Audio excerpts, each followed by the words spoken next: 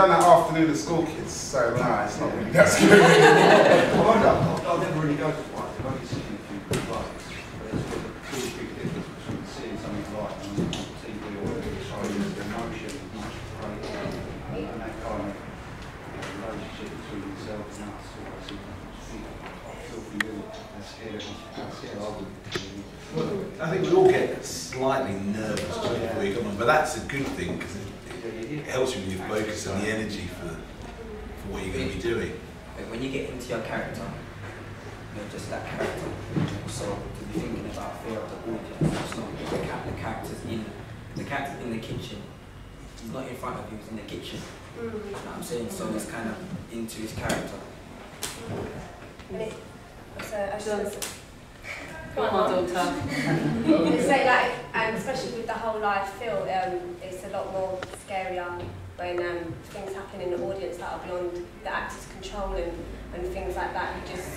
You need to kind of just compose yourself and just remember to keep acting. And you know, if there is phones going off, like people coming in, whatever, you just got you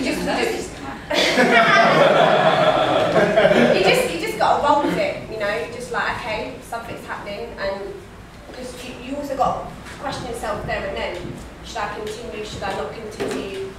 If I do continue, how then is it going to go, you know, so that's why, yeah. Before we give away all the tricks of the trade, there's any other, do that one, I think. Yeah, any other questions? Yeah, at the back there, please. Just wanted to ask, in terms of the subject matter, how difficult was it to, were there any apprehension on any of the actors' parts in tackling such a sort of topical subject matter? Just on that one, a few of the issues that we researched with like the knife crimes, there was some people knew about them, you know, like one of the stabbings that we looked at happened on my road where I live in Wood Green, so it was quite close to, I think, some of us in a sense, like we might have known a friend of a friend that you know was the victim or whatever like that. So it was quite personal as well. So for myself, anyway. It's good to be, as far as I'm concerned, be involved in something like this. Trying to put some kind of message across and show the sides, all the sides to this whole thing of knife crime, you know, the victim, the family, the perpetrator, as you saw there, you know, and so I know myself have been involved in that. I mean, I knew a guy, Kyan Prince, a young football player. Yeah, so I knew him very, very well, and so, you know, to do this is, might sound a bit mad, but it's a privilege to be able to, you know, sit here and try and put this across, and it has been working, so yeah. I think in terms of when we met Antonella first, and the apprehension in a way, it more came out of that there's quite a lot of stuff about knife crime at the moment, because obviously, you know, there's kind of quite a reaction against it, and I suppose it was trying to not just say the same things in a way, and you know, I don't know if we succeeded in that, but you know, that's why we're kind of interested in not just incidents leading up to, but actually that legacy that continues in people's lives. So that's why we tried to try what we hoped was a different angle. Anthony? For the cast, what did this play add to your perception of the whole knife crime? For me personally, just seeing some of the issues afterwards, it's just like, wow, it has such a big effect. So what did it do for you guys?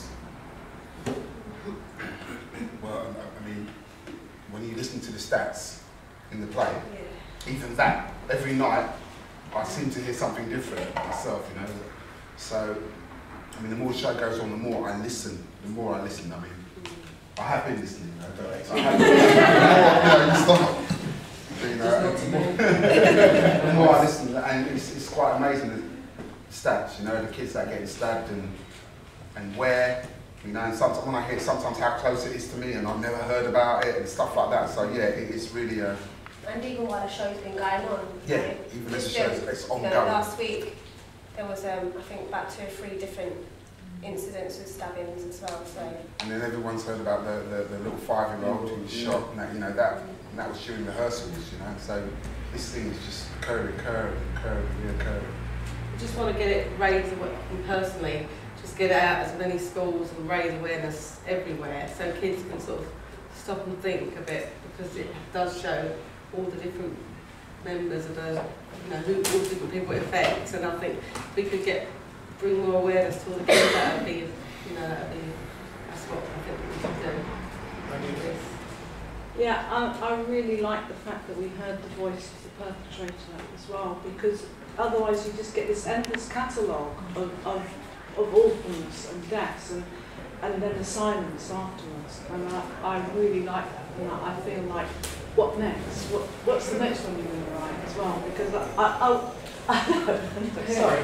I just thought it was so exciting to hear that young person's voice and to see what was happening to them and the aftermath. I'm just wondering, are you going to take this into secondary schools? It's my aim to definitely do something like that. We've had one school that asked us to come in, and my school said if it was any good, they'll take it, they'll bring it into the school, and I believe the citizenship teacher thinks it's quite good, so I do believe it will be going into my school, as well as another school in Hackney at the moment. I think we don't know at the moment. I mean, yes, we would like to, but of course, you know, the difficulty of being a fledgling writer, you don't realise that actually a cast of 7 isn't very flexible for touring in terms of finances and stuff like that. But we certainly want to investigate it and see if we can.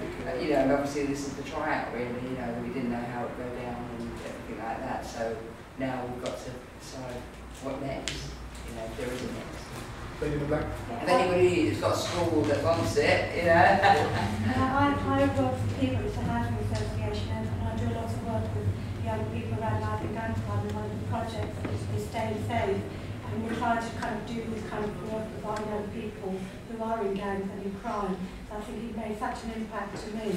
And it'd be great if, you know, we could do some work and get this team out to do some work in other youth clubs, but kind of do partnership work with other schools and bigger youth clubs and bring it together. Good.